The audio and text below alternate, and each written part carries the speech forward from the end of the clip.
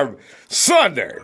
Boy, tell you what, week after week between now and the draft is going to have huge implications. So now I got Derek out in Maryland. Derek, what's happening, mate? What's good, Nana fan? Well, Derek, man, it's as you know, man, we're counting down now. It's going draft night's gonna be crazy. And Derek, you already know what's gonna happen. So what am I telling you for? Derek is our GM of the day. And he's about to tell you what's about to happen from round 1 to round 6. And if you like what you hear from Derek, wait a minute, before that though, if you have any questions, remember, Q. It's hashtag Q, put the question down. Hashtag Q, question down. That way we can spot it on chat right quick. And of course, going over the Ronbo Sports app, not yet, you gotta wait a minute, and we'll let you know. Get on over there and you can vote for Derek. Do you want him to be your GM coming up next? If we fire John Lynch, stick Derek in, or should we leave Lynch in there? Derek, are you ready? You know I'm ready, Ronbo. I was born ready. Look at that. Derek, you go right ahead then, fam. All right, man. What's going on, Nana fan? What's going on? Yeah. I know y'all excited for the season just like I am. Mm-hmm. So with that, first off, I just want to say that my draft, the way the draft is setting up right now, it's a huge drop-off after, maybe the top 5 or 10 picks. And then after that, you don't know who's going to pick who. Mm-hmm. Everybody's going to drop. Somebody's going to rise. And nobody knows who's picking who. Everybody's running smoke screens right now. So this draft was extra hard for me, actually, because it was a whole bunch of people I wanted.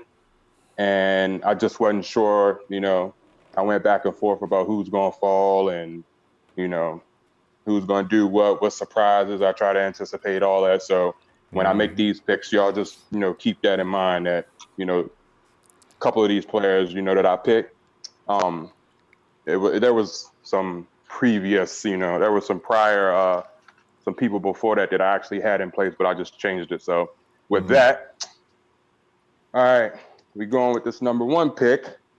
And a lot of people want to trade out.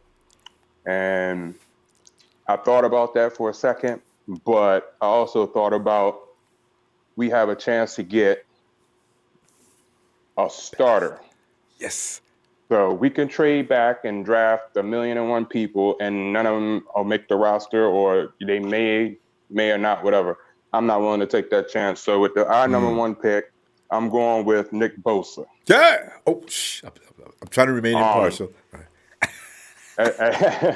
As y'all know, he's a defensive end. I shouldn't have to say too much about it.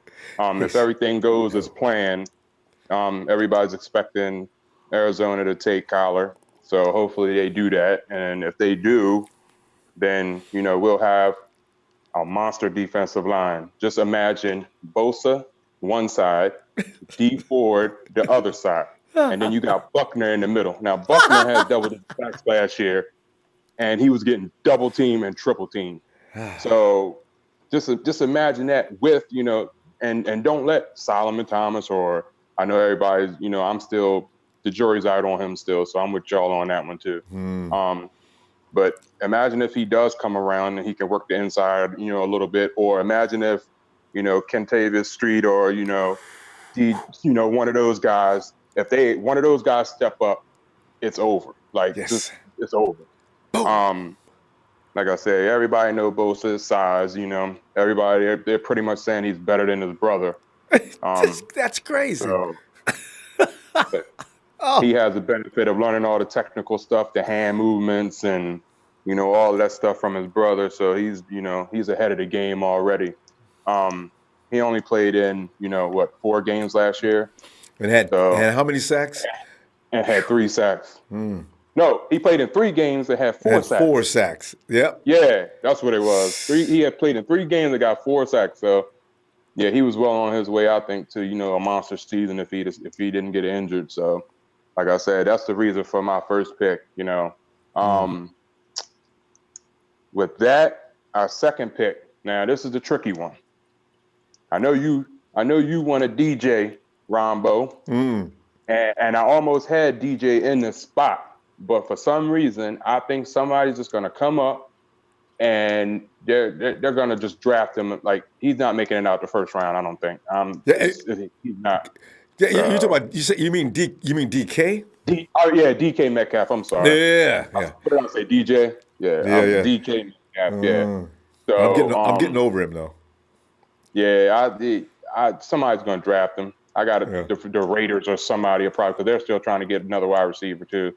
But somebody will draft him. So with my second pick, I figured, and I like the Verrett signing too. Just let me say that too. I like the Verrett signing.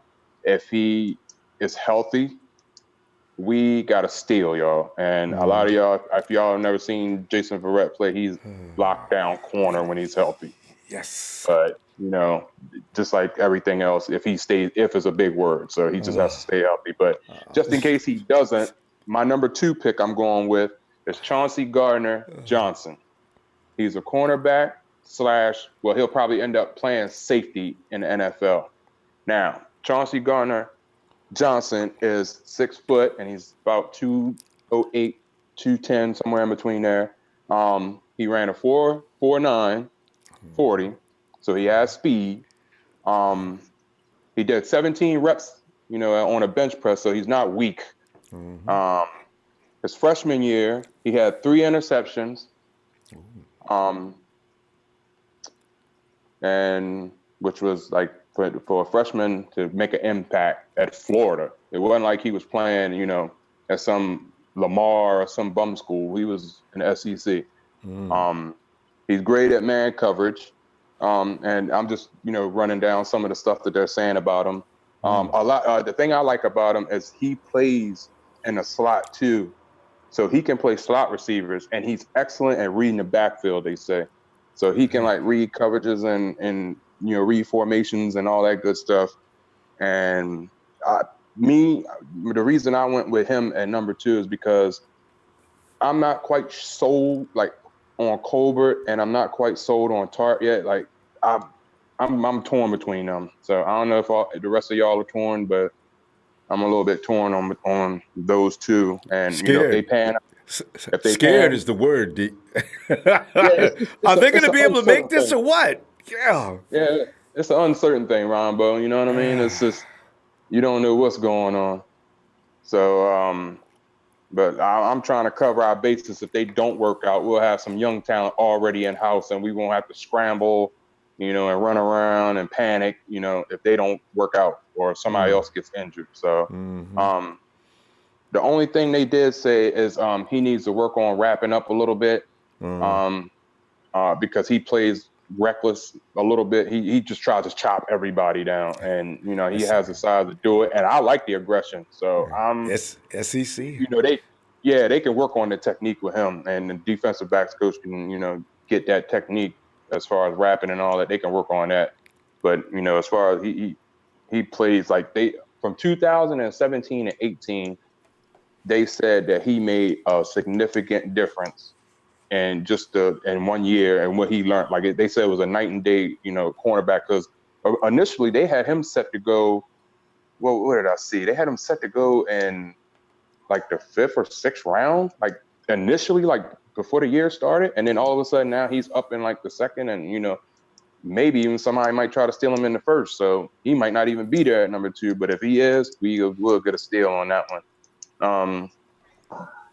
They also says that he diagnoses plays really, really fast. Like he has a high IQ. You say hi? Hello. My daughter. Yeah. You're a 49ers fan. You see her hat? Show them your hat. There you go. That's the kind of hat I'm talking about. Analytic. Yeah. So, and actually he was named the Chick-fil-A Bowl. I think he was named the defensive MVP of that bowl too. Against Michigan. He had 2 interceptions, and he ran. I think he went back for a touchdown too. So we need those turnovers in our back end, because with Bosa, if we get Bosa, with Bosa and D4 and them up there causing havoc, that quarterback's getting that ball out quick. So we need some people to jump on that and take them back to the house and get us some points. So absolutely. So, and you just watch the tape on him if you've never seen him before. Just go on YouTube and just watch some of his film. You'll see exactly what I'm talking about. Like he jumps out on the film. All right. So that's with Yeah. him. All right, our third round pick. I went with Elgton Jenkins. He's a center guard. He's from Mississippi State. He's 6'4", 314, 34-inch arms, which, I mean, they could be a little bit longer, and that's probably the reason why he'll end up being a guard or, like he's in the interior because of his arm length. But he's pretty much a plug-and-play starter. So I don't know how y'all feel about Richburg, but I think we can upgrade at that position. And if he comes into camp and ends up beating out Richburg, I wouldn't be mad at that. Yeah. And the only reason I'm going back and forth about like Richburg because he already has a year in the offense, and I know it's a complicated scheme to learn. And the only reason he's really here is because he knows it, and hopefully, if he picks it up next year, even more, the offensive line will have some kind of cohesion, and they'll work better as a unit. So, but like other than move. that, if he comes in, we get him. Like I said, he's pretty much a plug and play. He can play center and he can play guard. So if Garnett or one of those guys don't work out, we can just bump him in there too. They say he's very effective with combo blocks. So Kyle can pull him and open up running lanes. And they say he's reliable. That's the word I always see in any report that I looked at on him. He's reliable, and he can be trusted to open up gaps consistently. So if you call a run play to his, up his hole, you could pretty much count that hole is going to be open. So we need that on the offensive line. As far as pass protection, they said he has a good anchor and size to handle bull rushes. You know who we play 2 times a year, right? We have to deal with Aaron Donald and them bull rushing our offensive linemen every year. Yes. So we need somebody who could stand in there and not have to, get fooled by stunts and all this other crap coming around. Or worse than that, get knocked on his butt. This dude's got plenty of size, and if he knows how to use his leverage, like you say, he got a good solid base. Because you know what? This is a good move. Richburg, we don't know if Richburg's going to survive. He came in last year, wasn't anything wrong with him, right? Took Richburg how many weeks to start aching?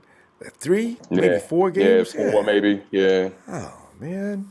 So I'm always looking to upgrade, and I tried to see if I could wait and get somebody further down. But like I said, a drop off in this draft is like you got 1 or 2 people at each position, and then after that, it's a crapshoot for everybody else.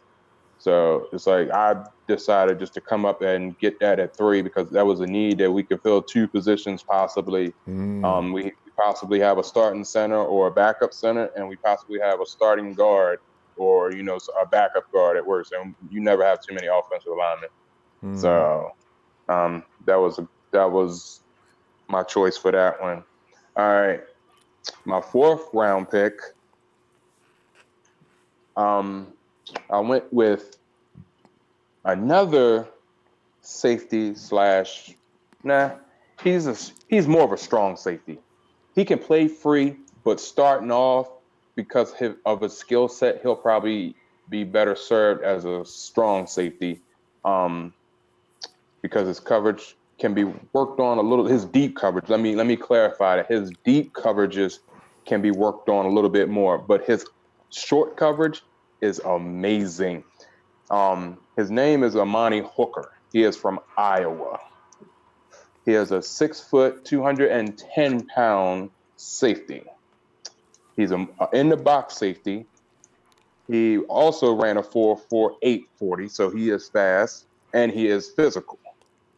And I know y'all heard the name Iowa. The reason I chose him was because I was actually looking at the tight ends, Fant and Hawkinson from Iowa. And when I was looking at them to see if I wanted to, go with a tight end, in the draft, this guy jumped off the page. And I'm like, hold up, who's that? Who's 27? And I'm like, who's 27? And I'm looking and looking and looking, and then I did some research on him. And I'm thinking, I'm like, hold on. If this guy can cover two of the best tight ends, or if he sees them every day at practice, it ain't too many other tight ends that he's not gonna be able to Yes, cover. Like you know what I mean? Like true. he dealt with Kittle and Hawkinson and Font. Ah, yeah, like if you're seeing them every day in practice, you're seeing top-notch tight ends every single day. So you could come in the league and instantly make an impact. ah. Um, but this is the thing though, Ronbo. Check this out. This is a little known. Iowa, after they played, what was it? After they played Wisconsin or whatever, Yeah. they made a position for him. They called it a star position. All right, it's a safety linebacker hybrid, but in Iowa they call it a star. They created a position just for him because of his skill set. So Like he can run something big. similar to like what they do with Derwin James. Yup, exactly. Yeah. And they created that just for him. Like they didn't have anybody else with that skill set in them, but they didn't want to use him in safety because, like I said, his coverage skills could need a little bit of work. His deep coverage skills. Yeah. Anything short, like I say, up the seam, stuff like that. He's on that. See, and He that's in actually, line with today's football too. The style we're playing nowadays, he yeah, got that kind of everybody's running skill. nickel. Yeah. Yeah. So you either got to take your linebackers off and you don't have that physicality. And then if you got somebody like Tom Brady who can, Pick dictate you coverages apart. and all that, yeah, Yeah. they can pick you apart, or they can be like, all right, we'll make him put a safety, an extra safety, and then we'll just run it up the gut. He cancels all that. He can cancel all that because he can tackle, he can hit, he can thump, and the only knock on him is that he gambles a little bit too much. But like I said, I like the aggressiveness. Like I'd rather have somebody who can make a play, and if he's fundamentally sound, he can. That's something that can be worked on and fixed. But I'd rather have somebody that's willing to make a play than someone who's scared to make a play and still gets beat. Because we've had a lot of that too. So we've had a lot of players that just like they're scared to get burnt, so they don't do anything. They give too much of a cushion and just get killed underneath. And then when they finally do get tired of getting killed underneath, then they bite and get beat deep. So it's Yeah. like, Bad judgment. You're right. yeah. So I don't want nobody playing scared. Yeah. I want my defense like like the house intended to be. It's intended to be. What they say, Ronbo, all gas, no brakes. That's it. All gas and no I, brakes. And put some I high want them. octane fuel in there too, please. Right. I want them boys out there playing without thinking. Yes. I want them out They got there a good running. program out at Iowa. I mean, Yeah. they produce some stars. Yeah, they got a program out there. But if one of those tight ends slipped though, type Ronbo, I'll take Yeah. him. Tell you, you have to. Between Font's more of the guy who's not going to be he's not the blue collar guy. He's just pure, kill you as far as a wide receiver goes. But Hawkinson and Kittle, those are the guys that like to hurt people on the block. So, tell you, Font, I'll take him. All right, we're gonna move on, and all right, this is the pick that I decided to take a little gamble on. And the reason I decided to take a gamble on it was because I still think that we need, even though we signed Jordan Matthews, I still think we need a young big target. And so with this one, I decided to trade since we didn't have a fifth round pick and we had 2 sixes, I decided to take our 177 and a 6th round pick. And in the trade value chart, it's worth 20.6 points. And I decided to trade that to Denver. In exchange, Denver will get our 177 in this year's draft, and they will get our 5th round pick in 2019. Or no, yeah, 2000. Or next year's 5th round pick. You said Denver because initially you said Buffalo. Did I? Yeah. I mean, it's okay. I just want to clarify, Yeah. make sure. Yeah, Denver? yeah. I think I might have made it. That was premature because you know what I saw in a draft where somebody in mock drafts, because I look at a lot of mock drafts, and a lot of mock drafts they have this guy like going up the charts, so like he's getting bumped up. So I figured out that we would have to jump a little bit higher to get him. But All right. either way, like the points that we have, the trade value, like I said, to move into the 5th round this year, it would take 32 points for us to move up. So with that 177 in the 6th round, that's 20 points. And then if we give him a 5th round next year, the 5th round is worth 31 points by itself. But that's if it's in the lower 10. I'm pretty much convinced that we're gonna be somewhere in the top 10 teams in the league next year somewhere. I am too. Thank you. Yes, indeed. Hopefully number one. But Yes. I got us being somewhere in the top 10. If everything works out. That's right. If that defense comes to work out, not a thing to worry about. All right. All right. We'll just make that call when we run it. Buffalo has been changed to Denver. All right. Continue, fam. Yeah. But with that pick, I'm going to get us a big wide receiver. His name is Antoine Wesley. Now, he's a wide receiver from Texas Tech. Yes, the same Texas Tech that hired Cliff Kingsbury. Yeah. To go to Arizona. Well, Arizona got him as their coach. Yeah. He is 6'5", and he's 6'4" and some change, but might as well just say 6'5", because that's what they're gonna bump him up to when he gets to the league. They always give you that extra little oomph. So he's 6'5", 206. He's thin. Yes, I know. He needs to work on his strength. But now that he won't be in school, he won't have anything else to do but be in the 49ers weight room. And eating. So he can hit the weights a little bit and get his buff on, Ronbo. There you go. We need him a little bit swole. We need to get on that DK Metcalf workout program. Which has got to be insane. I would love to watch him train. Man. So, yeah, like I said, he's 6'5", he has 37-inch verticals. He was second team All Big 12, which don't seem like a lot, but last year he had 88 receptions. He had 1,410 yards, which was 16 yard per catch average, and he had 9 touchdowns. Now, this is the thing they say that a lot of people might overlook or might not realize. He's a great route runner, not good, great. Everybody pretty much says that he's a great route runner. He has ridiculous ball skills and functional separation in tight situations.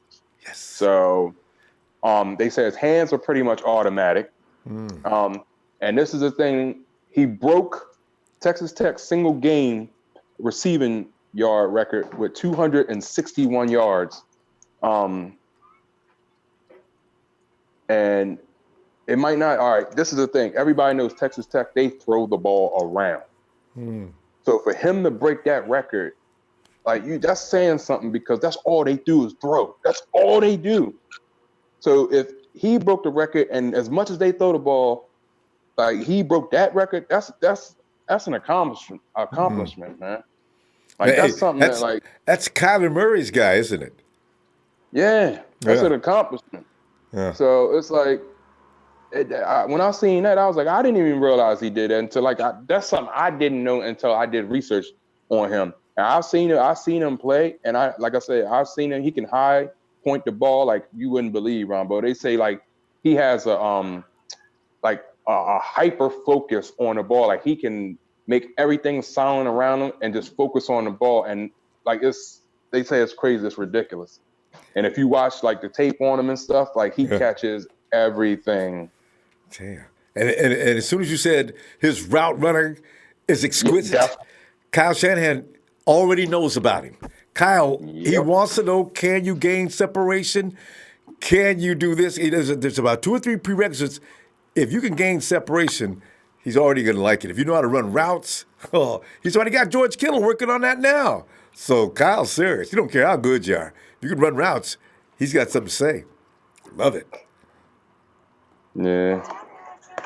So, yeah, I think we need a red zone target. What you getting up here? You want to run something? All right. She could be doing this next year. You gonna do the Niner chant? You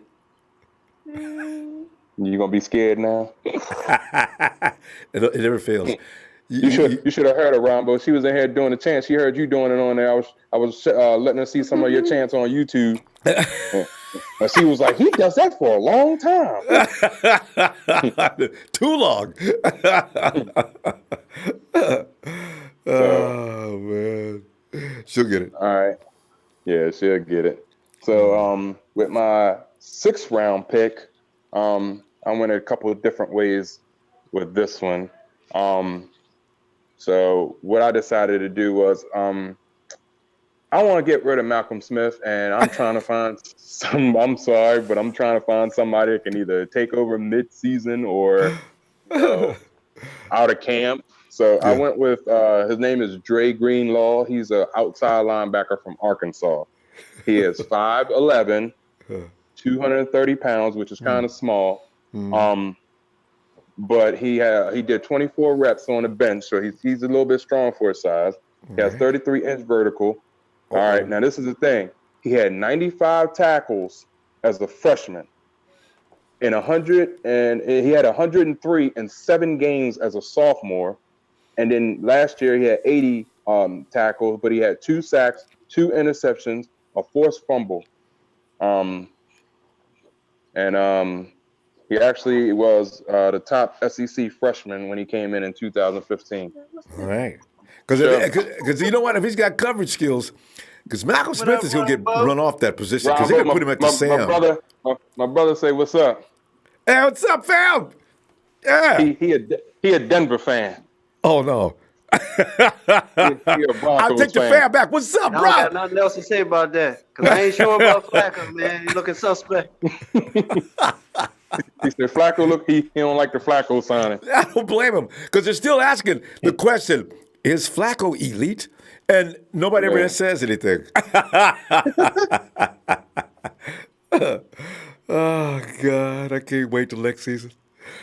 Right. I can't wait either. Well, it is. But they also said he's best at the will position, Dre Greenlaw. He's best at the will position. He's a 4-year starter. He's a run and chase linebacker, pretty much, see ball carrier, hit ball carrier. He's one of those. They say he's a rangy NFL. He has rangy NFL playing speed. So he already has NFL caliber speed. And they say he excels in chasing down jet sweeps and drag routes. That's the Rams. Covering drag routes. Yes. Yeah. So, if we got to go against Kansas City or, LA. If the Rams want to run that jet sweep, he can cover that too. Be careful, baby. Here's the thing. Well, you know what? It's since we got Quan, Malcolm is going to be relegated to the Sam line. Putting Malcolm into Sam is suicide. I'm really worried about that, and I figure at some point they're going to go ahead and let Malcolm sit down, unless he's just going to spell Quan, or he may start if Quan ain't ready at the will, like you're saying. But it's scaring me to death that they put Malcolm on the field to play the Sam linebacker, knowing the Sam linebacker's got more duties than just hit the ball. You got to play coverage. This is why I'm thinking, man. That's why they re-signed Ziocha, I think. And I think, like you're saying, the door is open for a Sam who can come in and take that spot. So Malcolm Smith's got a 1-year deal, and then he can say goodnight next year. He comes in lame this year. I'm telling you, Mr. GM, the man is gone. He may get cut in camp. I got time for Malcolm. So? Yeah, Malcolm. Because Malcolm comes in, and last year it was an unrelated to football injury that he had. So right there, I said, you see, if Malcolm's out doing things and they got nothing to do with football, got hurt, took him out for how many weeks? I said, that's come on now. He ain't serious. So, but we'll see. All right. Yeah. Hey, what else? Otherwise, I'm going to give you the question. Well, let's swing a pop. Is that it, Mr. Mr. GM. Yep. All right. Let me flash that on the screen. And remember, fam, while I'm scratching this on the screen, if you want to go to the app, you'll see a poll there, and you can vote for Big D. All right, first round pick, defensive end, whether Big first Show round. likes it or not. Nick Bosa, Ohio State. Second round, it is defensive back Chauncey Gardner-Johnson out of Florida. Third round pick, offensive lineman Elgton Jenkins, Mississippi State. And fourth round pick, Amani Hooker out of Iowa. And where's Trey? Trey, is he any relation to your particular Hooker child? Trey wanted that other Hooker 2 years ago. Trey, I hadn't forgot yet. Malik Hooker. Malik, yeah. Fifth round pick, Antoine Wesley, wide receiver out of Texas Tech, has all them Kyle Shanahan intangibles. Ooh. Yeah, definitely.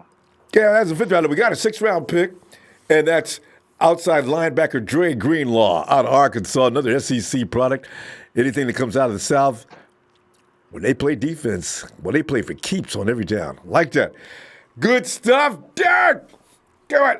Let's go ahead and get some questions from the. We're going to open up the phone line for you in a minute, too, if you want to call in. Okay. But, all right, Ronbo's wearing his money, says everyone's jocking.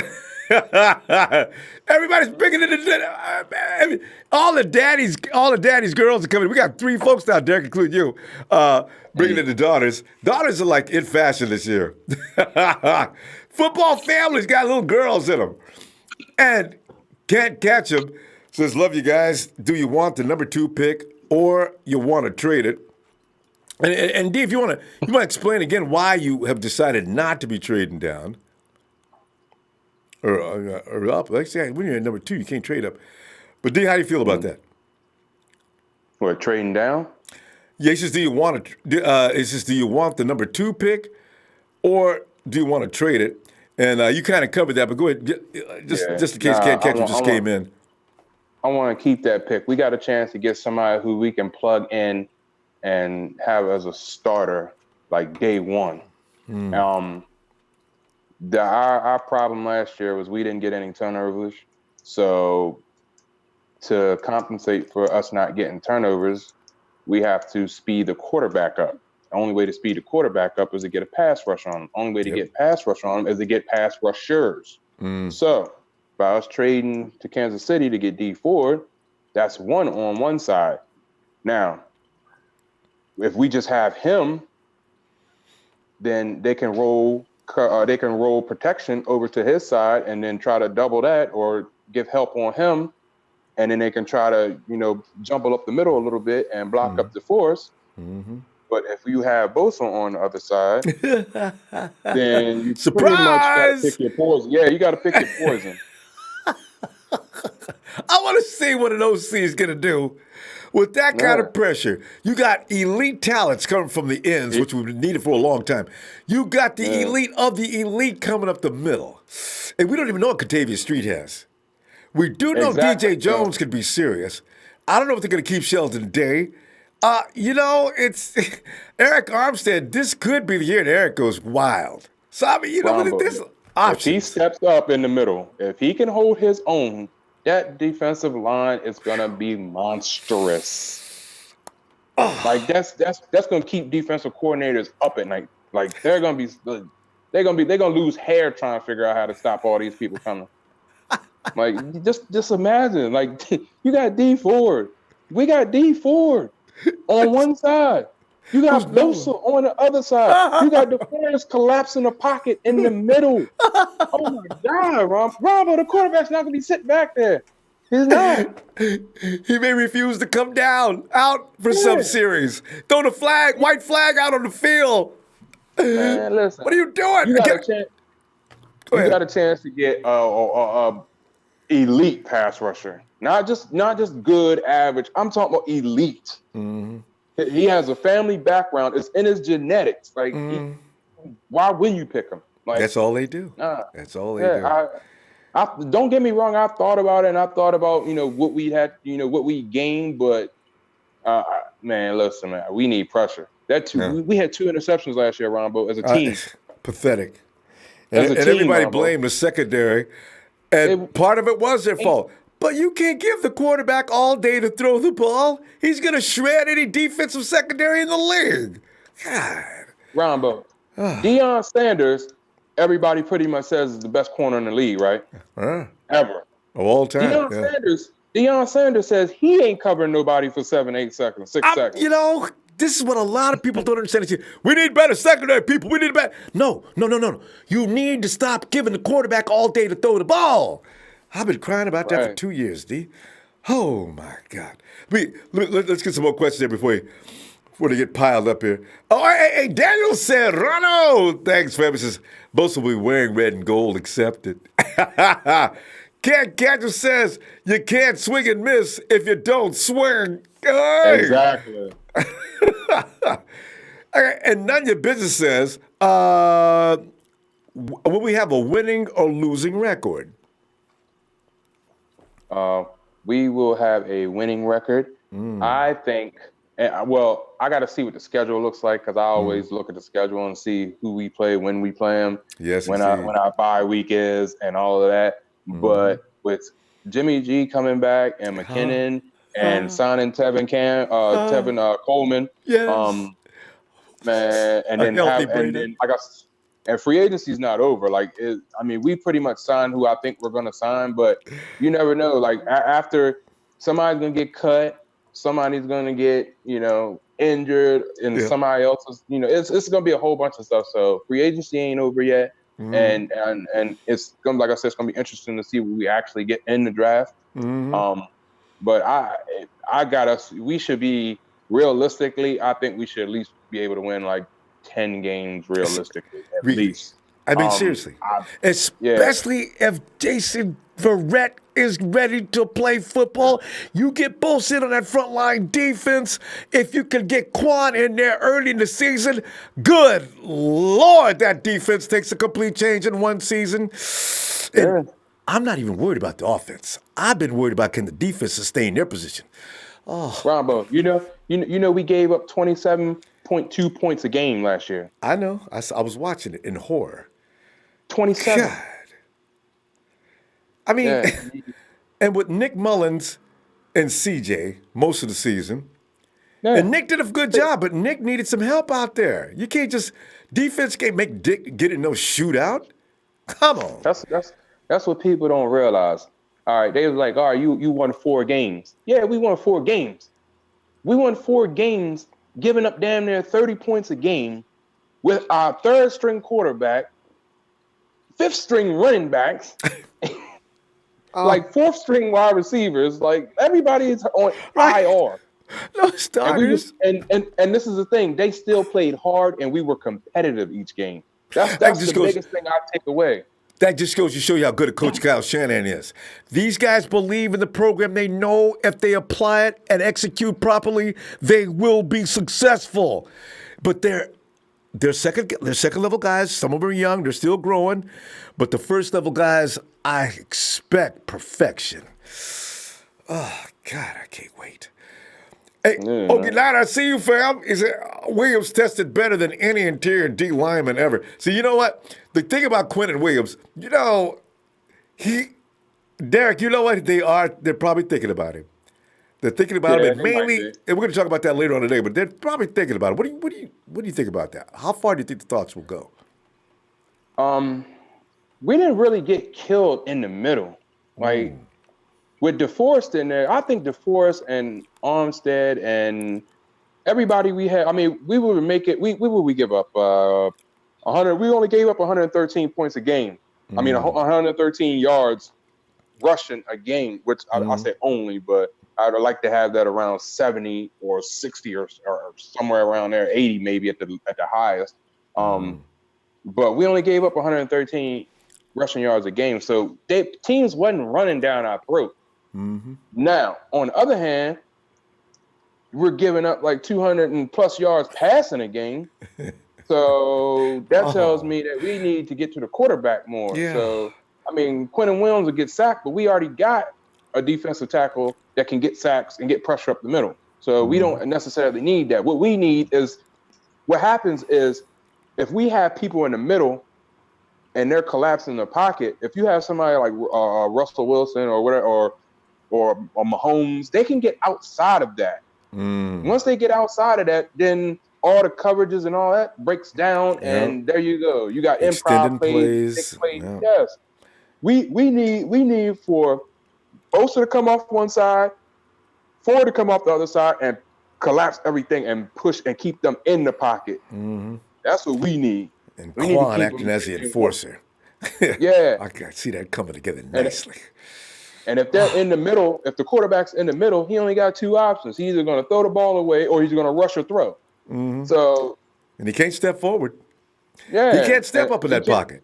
I mean, we could find somebody serviceable enough to go up the middle. Like I said, if Armstead gets his stuff together and he actually steps up this year, then we would have signed. We would have drafted Williams, and we might have had something in the house. You never know.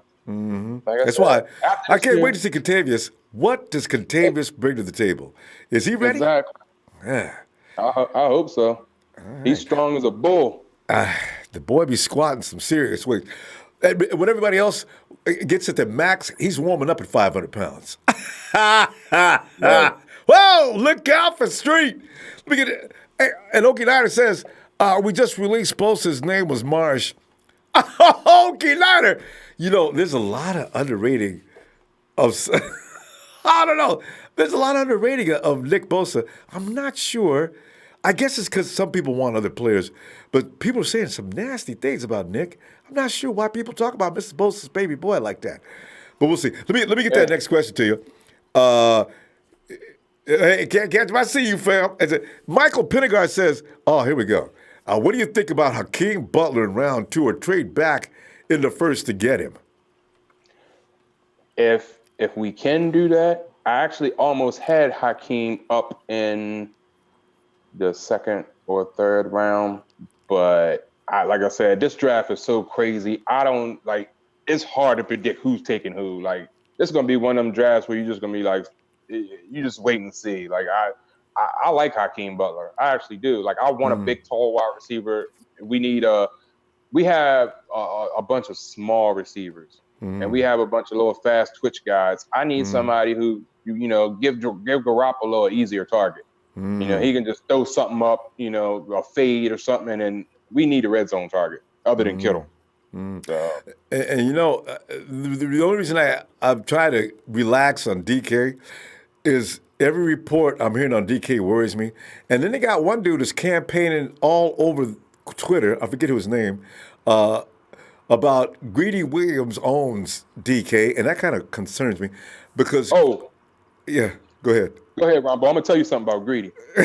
Yeah, go ahead. I was just saying it kind of concerns because Greedy is good, but what DK is going to see in the NFL, Greedy hasn't caught up with yet. Greedy may be as good as the rest of them in a little while, but if DK comes to the league and Greedy handled him, he's going to get handled in the NFL too. But go ahead though. No, I don't know if did you actually get a chance to look at the combine? Yeah, I was watching. And so when I was looking at the combine, Deion Sanders and they were actually critiquing Greedy Williams while he was going through the drills. Yeah. They were giving him the business. That man, he was stumbling, falling over. Now, it could have been nervousness, but they was like, man, his hips is too tight. He can't turn. He can't, and they were just giving him the business. They said he looked shaky. Like, if he goes to the NFL with some of the routes these receivers can run, he's going to look bad. Yeah, he's going to get killed. He's getting drafted off of name and what he, playing on a good school. Defense. Yeah, like that. They were giving him the business at the combine. And I actually watched it. I was looking at it, and, he was doing the backpedaling drills and all that. And he came out of the back pedal and tried to turn it, and he busted his behind. I was like, oh my God. But remember, D, he actually pulled up. He hurt himself running a 40, from what I understand. You know what you do, Lo? When you're getting smoked or something like that, you pull up lame. It may have been. Now he said, and he quit. Remember, he quit midway through the whole session because he couldn't use his. But Deion is serious about flipping them hips.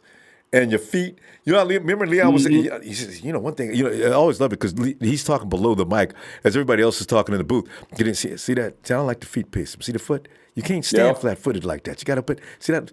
And then one dude came out and did the Dion. He must have been listening to something while Dion was talking. He put the toe up, and he put his heel up on the left foot, had his right foot standing, they both on his toes. He said, I see that? Now, that's what I'm talking about. And Deion loved it. So most guys get bad training, apparently, according to Deion Sanders. Deion's the biggest. Deion needs to be a coach. I wish we could have him in the 49ers to teach our guys how to shifted weight, body positioning, how your feet should be. But, D, here's the thing. You play ball.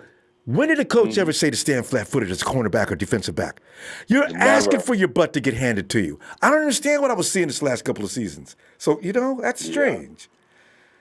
And you would think, knowing if you going to the combine, you would have all that stuff like down pat before you went. Like you had all this time to practice this. Right. So the fact that you're not prepared for the combine don't give me a whole lot of insurance that you could prepare for NFL season.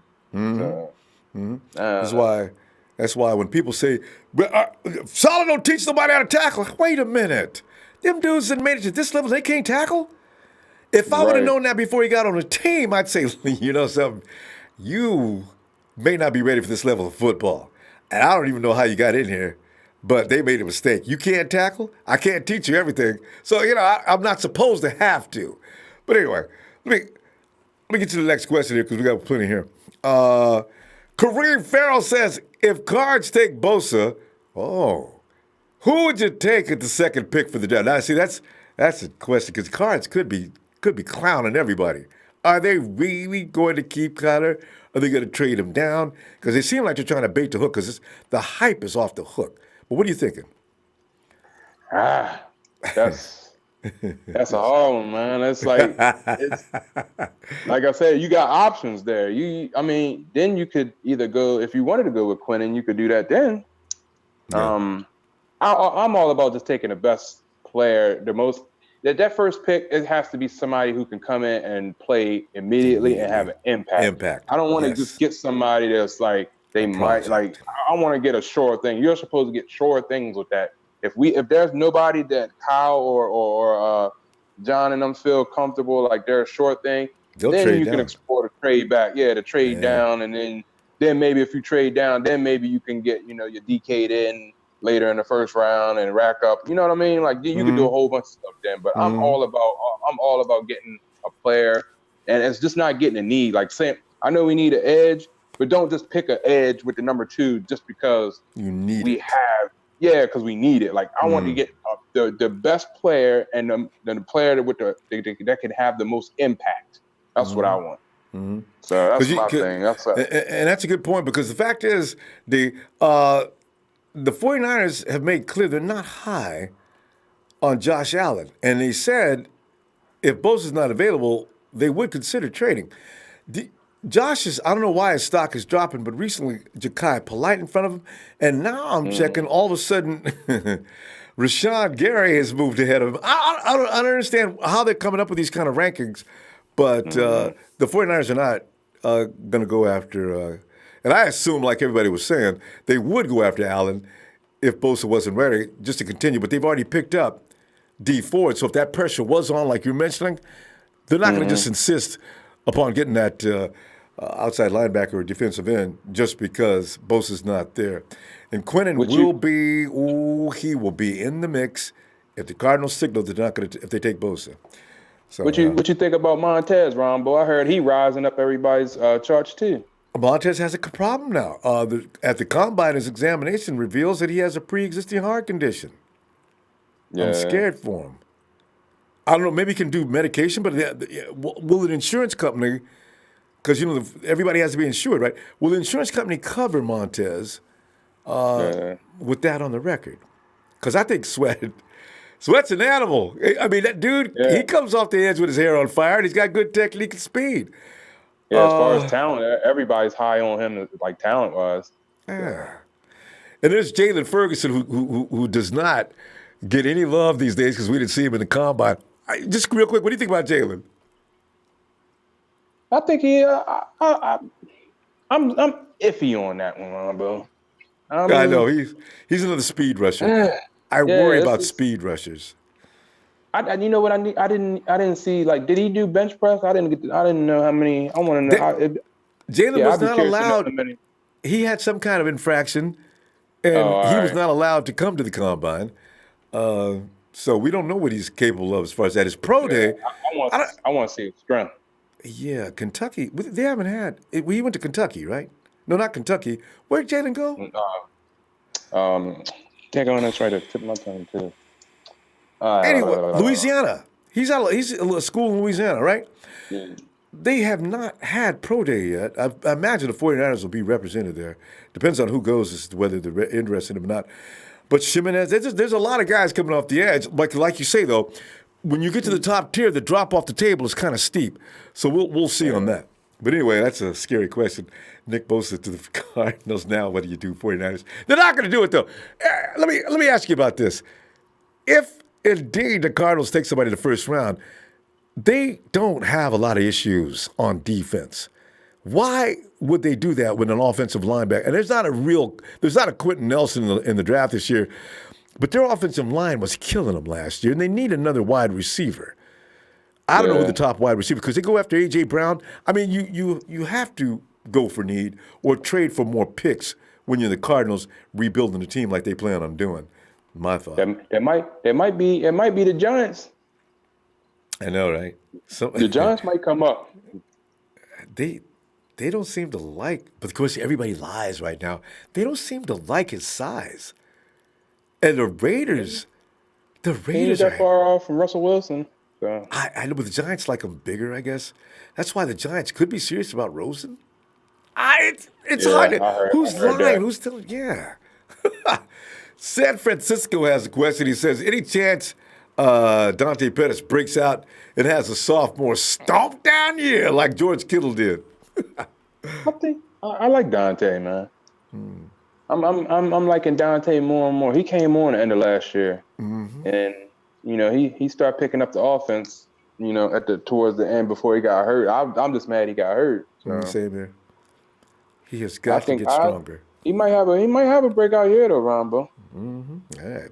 And what he should do is work out with George Kittle. Because remember, George Kittle came in looking all bronze and buffed, cuts. I said, is that George Kittle? He got to get rid of that kitty lick though after he scored a touchdown though. I know. I really wish he could find something a little bit more macho, but it's okay. It's kind of clowning people. Like that. I was as gentle as a kitty, but y'all can't stick with me because nobody can stick with him on them routes. The route running is ridiculous. I mean, he's the kind of guy I'd play off of. I mean, really, he's scared. His separation, his ability to separate it's unlike something I've ever seen. That's amazing. Man, I'm excited, man. I'm getting excited. I'm excited just thinking about the possibilities. Like, I can't wait for the draft to come now. Okay, now here's Big Show. Of course, that Big Show, before I give you this question, he does not like Bosa a little bit. So his question is, majority of Bosa's sacks came from when he played on inside. Oh, so, hey, you know what? Big Show, show me some proof of that. He says, why not improve our secondary? D Ford allows us flexibility to trade down and pick edge in later rounds and still have many holes. Go ahead and address that, Mr. GM. How do you feel about that? All right, you tell me who we gonna pick up with the second pick that's worthy of a second pick that can help our secondary. I'll wait on that one. I don't see nobody in there that. I mean, where are you gonna get it? Abram. Nasir Adley, one of them safeties. Yeah. What cornerback you going to get? The dude Baker from Georgia. I don't see a Patrick Peterson in this draft. If we don't have that kind of talent level, then we're gonna have to trade back. So I would like to keep the second pick and get somebody. Like I said, I will take Bosa first, and if Bosa's not there, I wouldn't be mad if they went with Quinnen. Because he's the next best thing to me. So, I mean, you as far as that, like I said, like we already discussed this, Ronbo. You can have the best secondary in the world. We can have Patrick Peterson Dion. We could have Ronnie Lott. We could have all these people in the back, but we ain't getting pressure on In the their quarterback. prime. In their One of them getting prime, burnt. D. Put Richard Sherman in there too. You know? Yeah, they're gonna get burnt. Like we need pressure on the quarterback. We need that ball to come out like within 3 seconds. Like within 3, like every like consistently. So we need pressure. And it's time. And so everybody was talking about somebody the other day. Everybody was telling me about. I believe his name is Rap, and I'm Taylor finding Rapp out. from Washington. Yeah, I'm finding out Rap he's a strong safety anywhere. Yeah, he's a box safety. Yeah, He'll get burnt in coverage. yeah, And he ain't covering tight ends that well either. yeah. See, that's not going to work. We already have that going on in Not at Camp number Bannon. 2. Yeah, we got Tart. Yeah. We might just keep Tart for Yeah. And you got Marcel Harris. See, that's what I'm saying. If you're going to draft somebody who's going to come in there and take somebody's job. Otherwise, don't bother. Get something else. Not with that number 2. If we ain't gonna keep the number 2, we're gonna have to trade back. So. And here's the thing. Terry Lewis wants to know, with the 49ers not addressing the safety position, do you think they see something in-house with Tavares Moore or DJ Reed with an improved pass rush? Boy, I tell you, what do you think? What I think is, Ronbo, they know they about to draft Joey Bosa and they ain't gonna have to worry about no daggone secondary because that ball gonna be up out of there. You know what, Tavares Moore? He's only gonna have to cover for a couple of seconds. You know, and now it's fair, but Tavares Moore is being reconverted to wide receiver, cornerback, right? But he's a natural safety apparently. It's a lot like Jimmy Ward, which, by the way, D, watch Jimmy Ward. People done talked about Jimmy so bad, they probably inspired him into the season like we've never seen him before. But Tavares Moore, I figure it's going to be between DJ Reed, also Colbert's going to be in the mix, and then, of course, DJ Reed. Now, those are the 3 guys, and maybe they get frustrated at some point if nothing else. He said, Tavares, let's do some safety work today, too. I can see that coming. But what do you think? Ronbo, did you you know who I would like to pick up if we could, though? Who's that? Did anybody sign the safety from San Diego, Phillips? I've not heard his name yet, but I've not been watching that Phillips. closely. I don't know. If we could pick him up, I'll take him. How old is he? Quick. Adrian Phillips, he's 27, 28, maybe. That might work. He's not old. Yeah, because like I said, he's a more of a cap casualty. So yeah, it seems to be happening a lot with the Chargers. Also, what's the Kansas City Chiefs guy that just got released? I noticed. Eric Berry. Yeah, he's over 30, and I'm sure he's out of the 49ers path because the 49ers seem to be staying with you have to be at least 26, 27. We don't want to hear it. So, yeah. Ain't no sense in paying him all that money. You don't know. That's a health issue right there. You don't know if he's going to be. With Eric Berry, yeah, because he's had a problem last few years. So, yeah. All right. Here's the question of the day. Who is our punter? I mean, you're not. What? Bradley's been given the door, and I've got no problem with that because Bradley wasn't. Whoever we get, but go ahead. What do you think?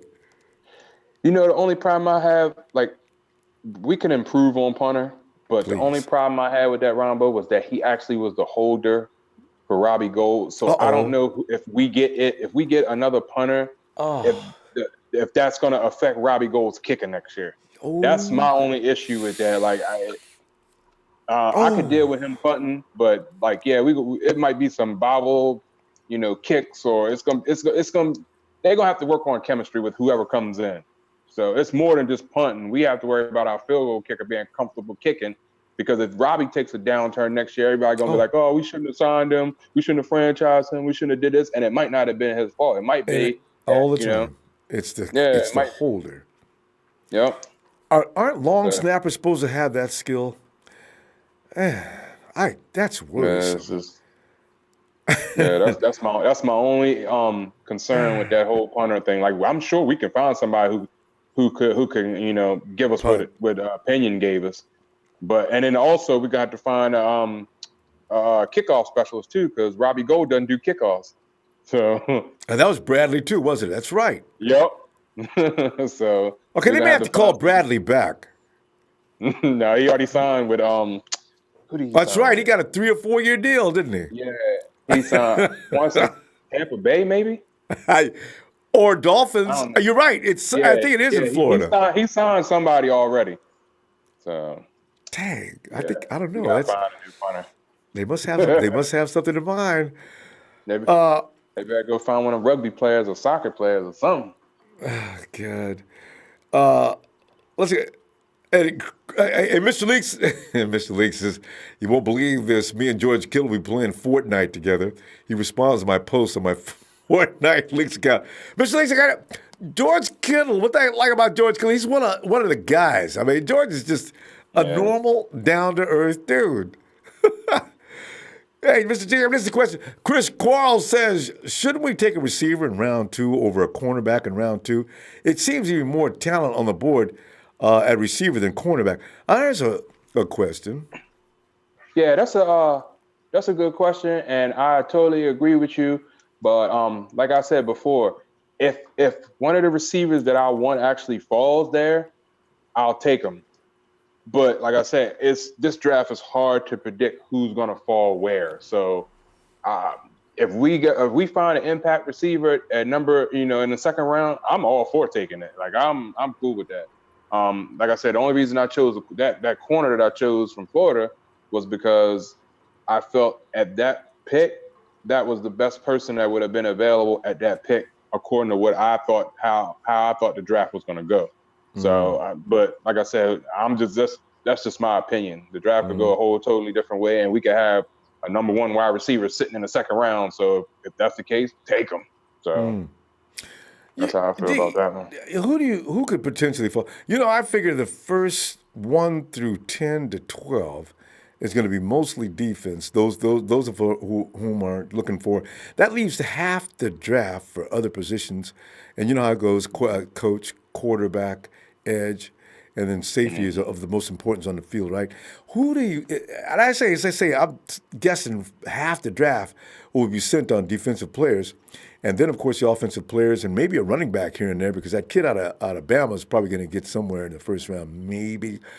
But what wide receivers could actually Yeah, drop to the second? And because, like you said, DK's yeah, gone in the first round by the virtue of his combine alone. yeah. He's Greedy, gone. yeah. Greedy's probably going to go in the first round, even though you're right. Dion and everybody else see him stumble and fall and make a mess. But a lot of coaches don't take the combine that kind of serious. They want to know what your football skills are and what your tape shows. So, who could possibly fall to the second round as far as a wide receiver? Hakeem could possibly fall there. I Yeah, mean, yeah, yeah. he could fall. I Hollywood mean, Brown, you never know. Yeah, the AJ. Alabama. Man, like I said, this draft is gonna be crazy because you don't know who's doing what. Like normally you can predict, all right, this person's gonna go this round, this round, this round, but this draft is like it's so inconsistent that somebody's gonna go too high to pick somebody, and Yep. somebody's gonna drop that you're not gonna expect to drop. So Yeah. I went back and forth. Trust me, man. I get what everybody thinking. Like I went back and forth. Like this was hard. Normally the drafts is easy for me, but I like struggle with this one. Like I was like, all right, I picked this, and then I looked at it and I was like, man, that man's not gonna be here then. And I was like, ah. So In yeah, fact, Taryn Lewis has a question on that, and he says if all the good corners are gone, there's that third Paris Campbell, Riley Ridley. We've heard a lot about Debo Samuel, yeah, who Shanahan actually yeah. coached up during the Senior Bowl. These guys are all the kind of guys that, and I understand his route running is not as razor sharp as his brother, And but that's why I didn't go with him either, too, because his route running. Kyle and needs route running. He needs separation. So what do you think about Debo though, or Paris? Now Paris Campbell, I understand is I like yeah, Paris. yeah. I like Paris. And didn't he run like a 4.3? Yeah, I like Paris. A 4-3-1. Paris Yeah, almost broke into the 4-2 zone. yeah. Man, And they that's got Ohio State got another receiver. His name McLaurin. He ran pretty fast too, so he got some attention at the combine. See, because of his speed too. Yeah. So but like you're saying though, people understand guys who look awesome. Kyle will if they can't run route, he does not want to be bothered. He's not going to talk to him. right, And even though a yeah, guy looks like he's all world, he's not going to talk to him.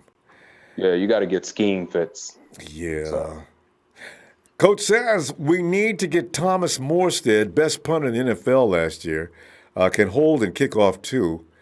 And also tell Mr. Leaks to let George Kittle know Marquise Goodwin's looking to learn how to play the game ASAP. Mr. Leaks, get all the Goodwin as well. But what do you think about it? Who's this guy, Thomas Morstead? Best punter in the NFL last year? I think he used to. I think he punted with the Colts.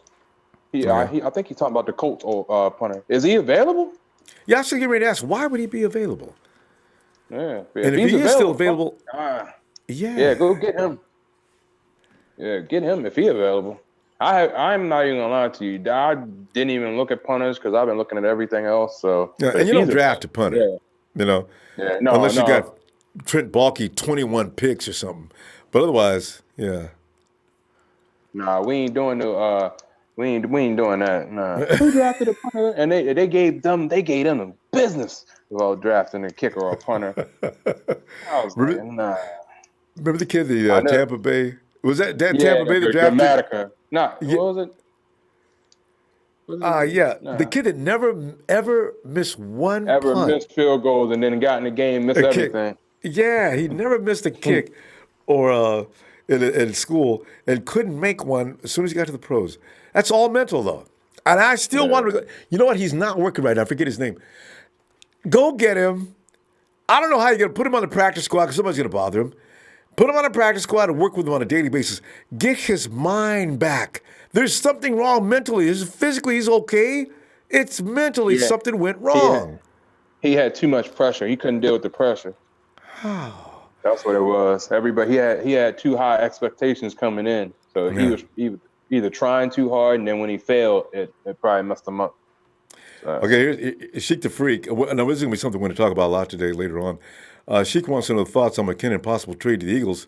Is it for a wide receiver or draft pick, or who is it? The possible trade to the Eagles. Yeah, you heard about it. I call it an urban.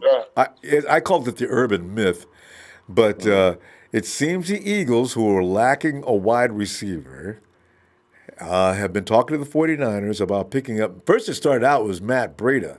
And then it shifted to Jerick McKinnon, and they're going to give us the likes of Nelson Aguilar. We have receivers now that are better than Nelson, so I couldn't imagine that. I think this is a joke, or somebody started that. Nah. Well, they don't have nothing over there I want. The only person they had that I wanted was Brandon Graham, and they re-signed him. And we already got the other guy. Matthews. So I don't know. Aguilar's Nelson's actually he's actually grateful that he's still an Eagle, so he knows that his work is. He got a job. Yeah, he ain't gonna let to me. Oh, that kicker I was talking about, Roberto Aguayo. He's the phenom. They got Deshaun Jackson back. Yeah, Eagles got Deshaun Jackson back too, so they could actually get rid of Nelson. But we don't get rid of him with us, and we're not giving up none of our running backs. They're too good to waste him. Anyway, Dolai wants to know, what do you think about cornerback Sean Bunting from Central Michigan? He's 6 foot, 195, can play man and press. He's projected to go late in the first round or early second round. I wouldn't mind if we could take him with a second round pick. I wouldn't object to that. I wouldn't be mad at that. He's pretty solid. He did pretty good too. He was at trying to think at the combine.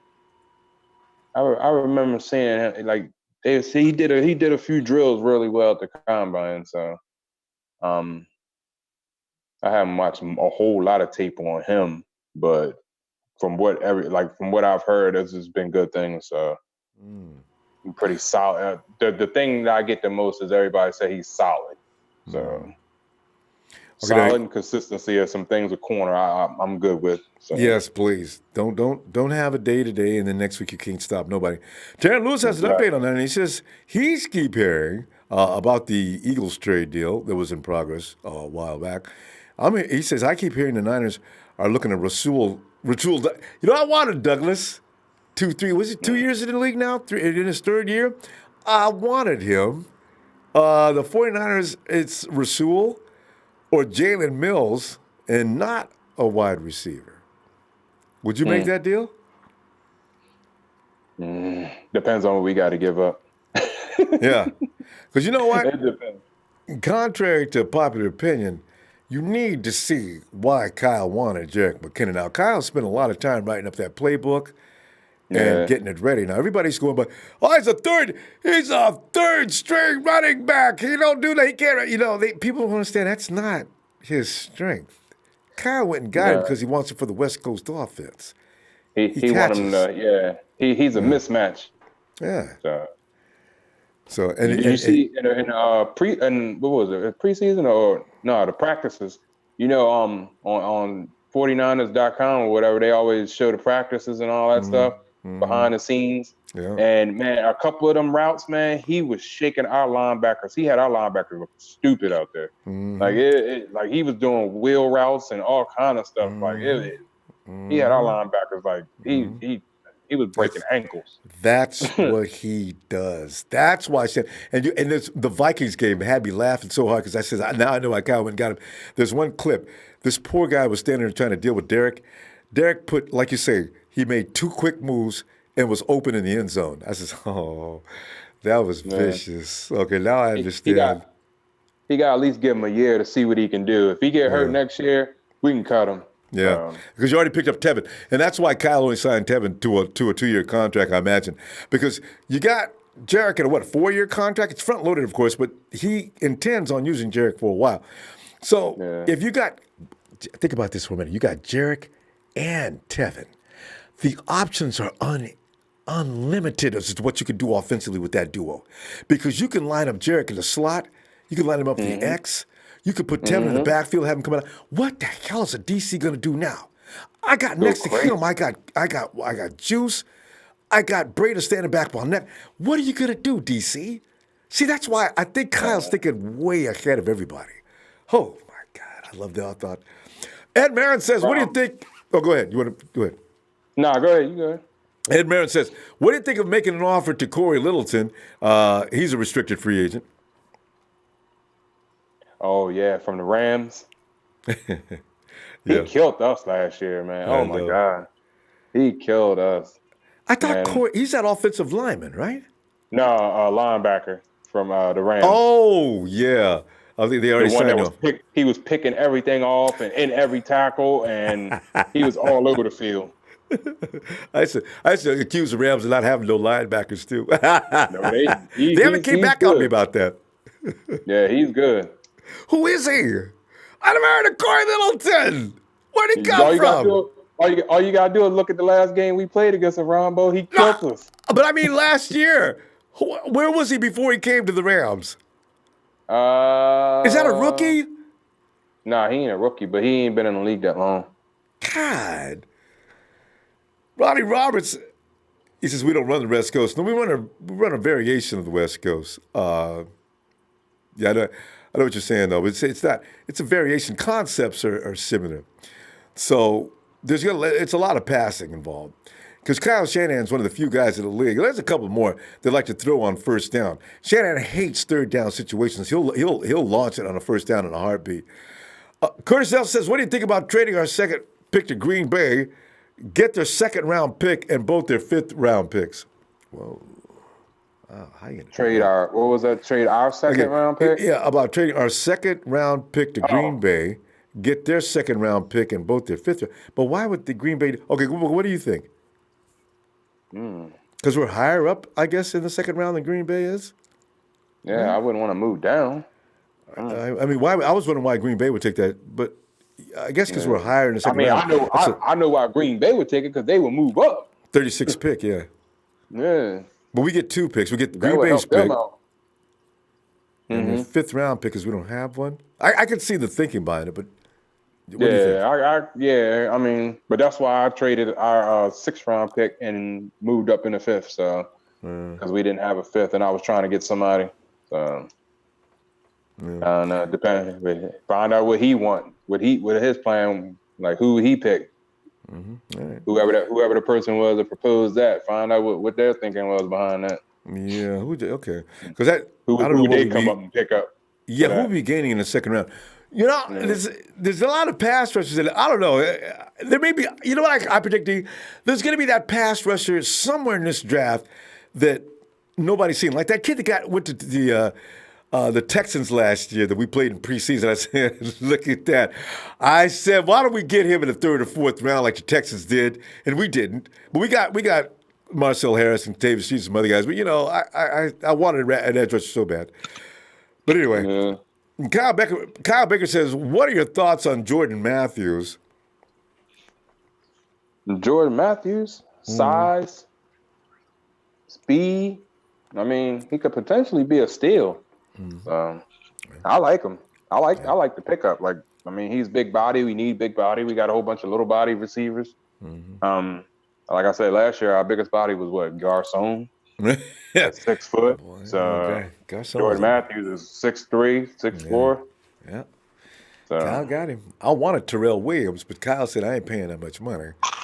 And you know what? It's like I said, you know, you look at Julio Jones, you look at Antonio Brown, you look at Odell Beckham Jr. None of those guys were in the playoffs last year.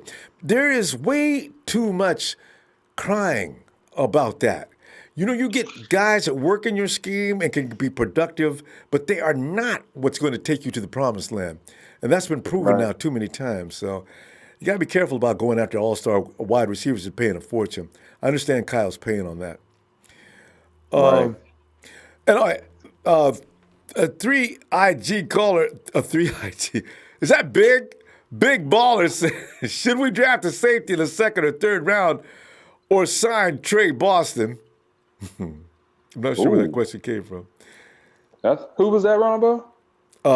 Big baller. He says, should we draft a safety in the second or third round or sign Trey Boston? That's from Big Baller wants to know about that. Man, listen. Believe it or not, I will. If we could sign Trey Boston, I will take Trey Boston. Trey Boston is a beast. And don't he get disrespected? I think he's good too. He's underrated. Like he's a beast. I just think I don't know if like it depends on how much money he's gonna want. So if we can get him for a decent price, man, I'm all for it. Trey Boston, he that's turnovers. He gets the interceptions. So. Yeah, we did that. We did that question from Taryn already. Let's go down to Curtis Nelson. Curtis Nelson wants to know how far will Jeffrey Simmons, defensive tackle, how far will he fall, and would you take him in the third if he fell there? I don't know about the third. Yeah, he probably won't be there. But would you take him in the third round? Because you know what? At that point, well, go ahead. I don't. Would I take him in the third round according to what my third round pick is in the draft? Yeah, compared like I said, my only issue with that is I don't. Outside of Quinnen Williams, I don't see another tackle I would take high. That's out. You know, that's making me change my pick. Like I got a guard in the center, in the third round. So I think that would be more useful if we can get the guard or the center that I, picked up in the draft. That would have more of an impact than a tackle would right now if it's not named Quinnen Williams. So. But because the funny thing about that is Ed Oliver, Ed Oliver's considered to be in the top 20. That's the only guy besides Quentin I can see that I like your offensive lineman pick in that third round too. We got to make sure Joshua Garnett and Mike Persons. Mike Persons is a tough guy, but I need somebody who's got really a little better skill level. So yeah, I guess we would have pushed this along here before we run out of time here. Travis Milot says, if you traded our 2 for the Giants 4 and 17, how would you use that? The 2? Oh, if we gave them our 2 And for the Giants, got their 4 and 4 17. and they're 17. Who would you be thinking about picking up? It's a question you got to think about for a while. But At go 4, ahead. I mean, at 4, you got to think, all right, Bosa's probably going to be gone. Kyle is probably going to be gone. And then if you got one of I seen a draft where another offensive lineman was going to go high too, like number 3. Yeah, what's the kid out of Arkansas? Yeah. I'm having a brain freeze right now. But shoot, at number 4, that's a good one. I don't know. Like I said, Ronbo, the thing about it is the draft. Like I'm sitting here going back and forth, and I'm thinking who might drop and who might. But shit, Quinnen might actually drop there. He might be there for. You never know, because people do some weird things right now. If he's there at 4, we could possibly take him at 4, and then possibly take DK Metcalf at 17. I mean, I don't know how y'all feel about that, but that's just off the top of my head, like, because I've seen DK go anywhere from like 13 to like 15. Like most of them I see have him going to Washington. I don't know why they got him going to Washington in like 15, but a lot of the mock drafts I've seen, they have him going to like 15. Or I saw that too. Mid first round. So and you know, everybody gets sent to Buffalo because I don't know. It's really fun. I've seen so many people get sent to Buffalo this year. I said, "Why? How's Buffalo in position to get all these people, man?" They got DK in one mock draft I seen from CBS, I think, going to Buffalo. But yeah, I've seen that too. That's pretty funny. Warner DeLeo wants to know: do you think we didn't go safety because of all the speed and talent in our front 7 now with Bosa as our pick? Yeah, well, Warner, that's pretty much what D is saying. You can reiterate that point, D. Yeah, like I said, pass rush. If the quarterback don't have time, the safeties and the corners don't have to cover that long, which means they can recognize. They can pretty much eliminate 2 or 3 routes already because they're not going to have time to run a 9 or a post or none of that crap. They're going to be pretty much, jumping slants or jumping crosses or jumping drags. And it's pretty much like, like I said, like the pressure is going to cause too much havoc. So the secondary intern is going to benefit from that, and they're going to look a whole lot better just off the pass rush alone. That's it. Which is why I like. Because D was going to be funny this year. Because down through the years, Earl Thomas has been all world, but look at that front line defense he had. See, this is why I want to see if Earl continues to destroy and own the NFL over in Baltimore. Baltimore has a very good front line defense as well, though. So Earl may be fine, but we'll never know. I don't know, Ronbo. They got rid of Suggs, and then you got Zadarius Smith. Yep. So they line look a little bit suspect. You forget, Ronbo. I'm hearing. Oh, you're watching. That's right. Yeah, Baltimore is literally like 35 minutes from me. Yeah. So and I go past that stadium all the time. I'm in Baltimore a lot. So there you go. Let's see if Earl I see that team firsthand. So we're gonna find out: is Earl a product of an incredible frontline defense, or is he really that kind of good? So we're going to find out, because I think Pete Carroll had something to do with that. But we'll see, because he's fast, he's talented. I ain't going to take that away from him. But I wonder about that. And so remember 2014, we led the league in INTs when we had the defense of doom up at the front line, and quarterbacks were getting killed as soon as the ball got snapped. All our guys were picking the ball off right and left. We led the league in INTs. Say it again, Ronbo. Say it again. Why we lead the league, Ronbo? Who we have up front, Ronbo? We had the frontline defense of death. Yeah. I mean, you got Alden coming on one side. Aaron Lynch just came into the league and he was ready to play ball. The Cowboy was on the inside of him. Ray McDonald was next inside. Yeah. And you got LeVar Bowman behind them, and I believe Borland was back there. The quarterback was under extreme stress. and then let them know this too, Ronbo. Our cornerbacks wasn't even that good. They weren't. None of They them made the weren't Pro that good. Bowl.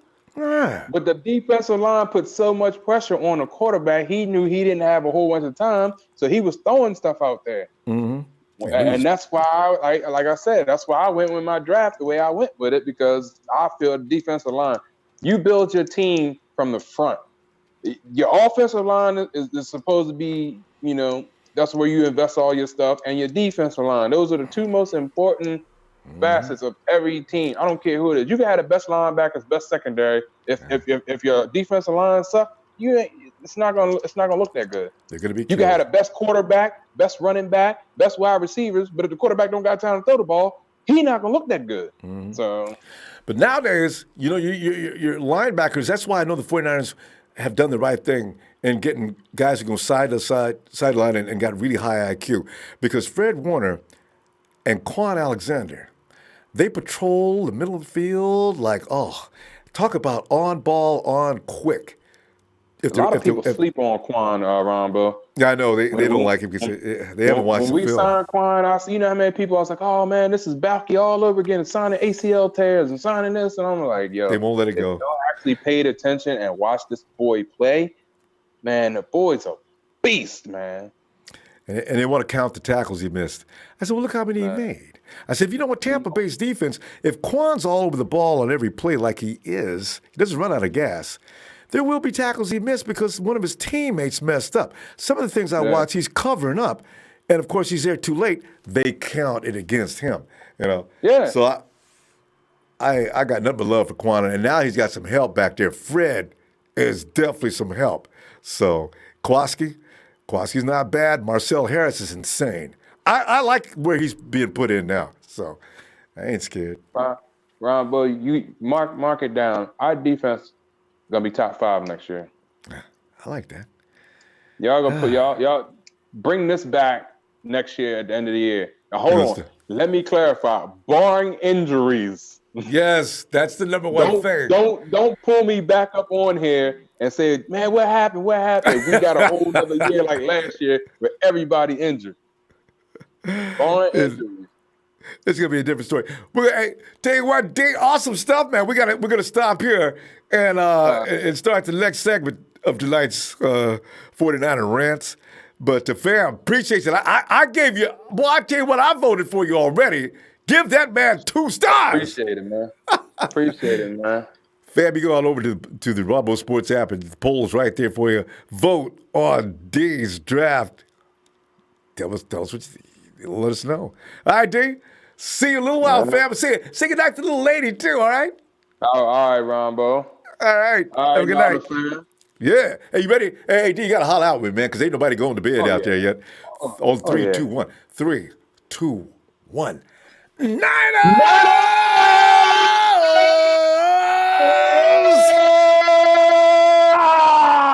Look at D, boy. That's what I'm talking about. Ah!